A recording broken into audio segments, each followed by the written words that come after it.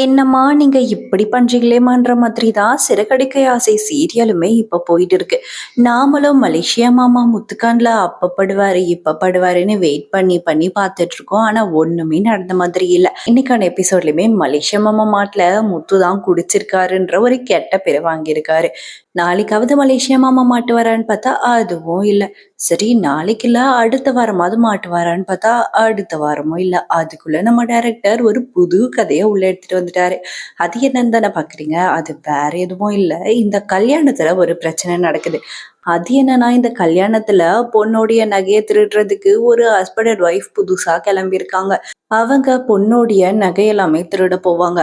அப்ப நம்ம முத்துவும் மீனாவும் பார்த்துட்டு நகையை காப்பாத்தி அந்த ஜோடியுமே விரட்டி விட்டுருவாங்க.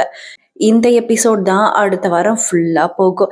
ஆனா இதுலயும் ஒரு குட் நியூஸ் இருக்கு. அது என்னன்னா நம்ம பரசு அங்கிள் மலேசியா மாமா கிட்ட போயிட்டு என் ஃப்ரெண்டோடைய மகனும் மருமகளும் தான் இந்த நகையெல்லாமே காப்பாத்திருக்காங்கன்னு சொல்லுவாங்க. இதை கேட்ட நம்ம மலேசியா மாமாவும் அப்படியா அப்ப அவங்களுக்கு நம்ம எதனா மரியாதை செஞ்சே ஆகணுமேனு 2 மாலை வாங்கிட்டு முத்துக்கும் மீனாக்கம் போடுறதுக்காக போவாங்க. கண்டிப்பா அவங்க இந்த இடத்துல மீட் பண்ணுவாங்கன்னு தான் நினைக்கிறேன். வெயிட் பண்ணி பார்ப்போம். மாலை முத்து மீனாக்கா இல்ல ரோகிணிக்கான்னு. ஆனா இந்த எபிசோடுமே அடுத்த வாரம் வர்றதுக்கு வாய்ப்பில்லை. அடுத்த வாரம் திருடன் கதையை வச்சே ஓட்டிடுவாங்க. அதுக்கு அடுத்த வாரம் தான் மேபி இதெல்லாம் நடக்கும். இந்த எபிசோடுக்கு யாரெல்லாம் வெயிட் பண்றீங்கன்றத கமெண்ட்ல சொல்லுங்க.